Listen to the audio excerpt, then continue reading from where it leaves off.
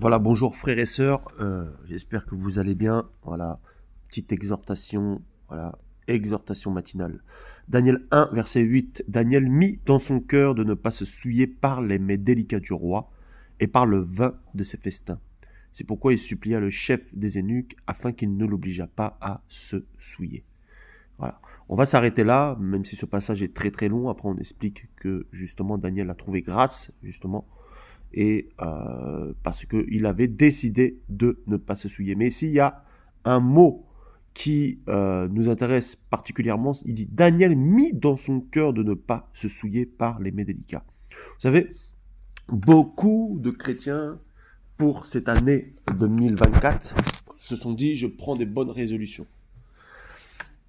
Bon, c'est pas une mauvaise chose, c'est pas quelque chose qui est mauvais en soi, mais beaucoup le disent avec la bouche. Seigneur, je ne ferai plus ci. Seigneur, je ne ferai plus ça. Seigneur, je ferai ci. Seigneur, je ferai ça. Souvent, les hommes, beaucoup, les chrétiens ont des paroles qu'ils disent mais qui ne respectent pas. Un petit peu comme Pierre qui a dit « Seigneur, je te suivrai partout ».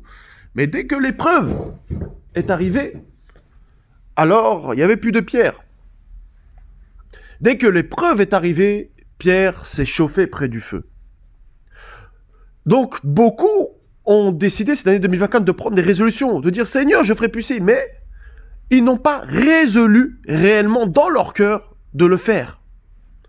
Ils l'ont dit par excitation, ils l'ont dit parce qu'ils étaient avec des frères et sœurs, mais dans leur cœur, il n'y a pas vraiment cette envie de changer. Il n'y a pas vraiment cette envie d'aller plus loin avec le Seigneur. Il n'y a pas vraiment cette envie de percer avec le Seigneur.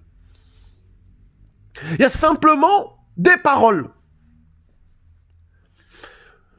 Le Seigneur, quand il fait une promesse, quand il nous dit quelque chose, il accomplit. La Bible nous dit, il veille sur sa parole pour l'accomplir.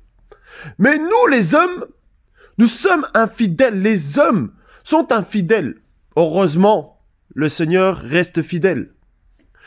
Mais je voudrais nous encourager ce matin pour cette nouvelle année 2024 à prendre des résolutions, mais ces résolutions qu'elles soient aussi dans le cœur.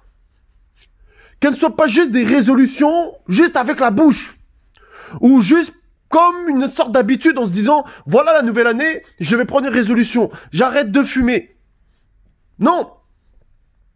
De prendre cette résolution dans le cœur profondément. Je ne crois pas aussi qu'il faut attendre forcément, comme je vous l'ai dit, une nouvelle année pour prendre des résolutions avec le Seigneur. Et on voit que Daniel a résolu dans son cœur. Et parce qu'il a résolu dans son cœur, alors il a trouvé grâce. Ici, il voulait qu'il mange les mets délicats du roi, le vin du roi. Pourquoi il ne l'a pas fait? Parce que ce sont des plaisirs de ce monde. Parce qu'en comparant l'excellence de Elohim et cette nourriture, il s'est dit non, moi je préfère garder l'excellence d'Elohim. Comme Paul a dit, je regarde toutes choses comme de la boue à cause de l'excellence du Mashiach. Et quand tu compares ce que le diable peut te proposer dans ce monde, quand il va dire au Seigneur, si tu m'adores, je te donnerai tout ça. Le Seigneur savait qu'il avait beaucoup plus.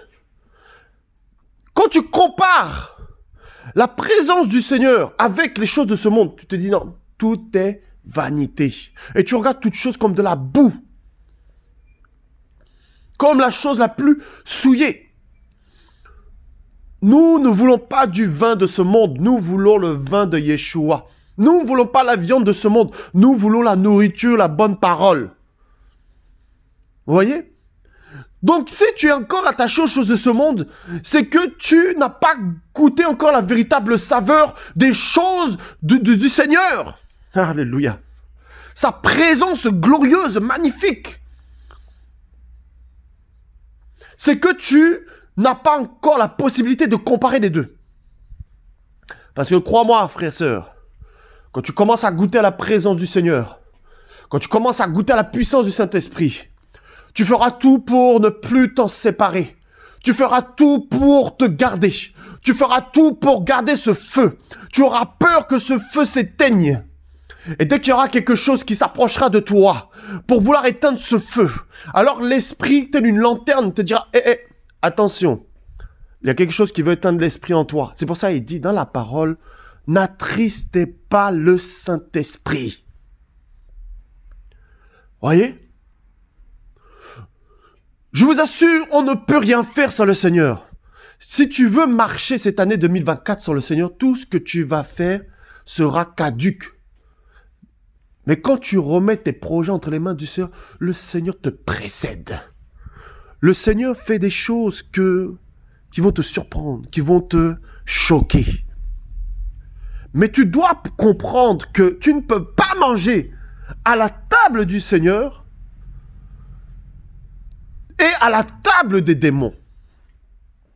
Tu ne peux pas être là à vouloir manger les mets délicats du roi de ce monde qui est Satan, du maître de ce monde, le péché, et goûter la merveilleuse présence du Seigneur, cette gloire qui te précède chaque jour.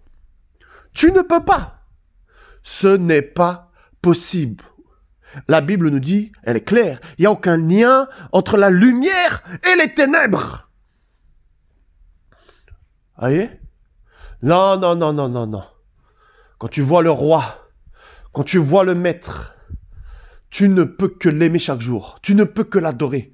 Si tu n'as pas pris le temps de méditer, tu vas te réveiller la nuit même pour méditer. Si tu n'as pas pris le temps de prier, tu vas sentir un manque. Tu vas te réveiller pour prier. Et tu vas prier de manière tellement forte et puissante. Et tellement facilement. Tu n'auras pas besoin de forcer. Quand tu commences à forcer dans la prière, c'est qu'il y a quelque chose du monde, une distraction, quelque chose qui t'a englouti. Quand tu commences à forcer pour entrer dans la présence du Seigneur, c'est que tu as quelque chose du monde qui t'a englouti, qui t'a fatigué, qui t'a épuisé. Quand tu commences à forcer, c'est que le Seigneur là n'est plus là. C'est que tu es en dehors de la volonté du Seigneur. Mais si tu t'accroches réellement au Seigneur, si ces résolutions, tu les as vraiment faites dans ton cœur, alors chaque jour, le Seigneur te guidera, te gardera contre la tentation. Alors veille, pour cette année 2024, veille davantage. Veille comme jamais tu n'as veillé. Parce que le Seigneur veut encore faire des choses merveilleuses avec toi, mon frère, ma sœur. Il veut t'utiliser. Il veut se servir de toi, mais il ne peut pas utiliser un vase souillé. Car il y a des vases vils et des vases d'honneur. Mais si quelqu'un se garde pur par rapport aux choses de ce monde, le Seigneur alors en fait un vase d'honneur, sanctifié, utile pour son œuvre. Tu demandes, Seigneur, je veux te servir. Servir le Seigneur, c'est pas faire le balai à l'église. Servir le Seigneur, c'est pas donner tout le temps ton argent.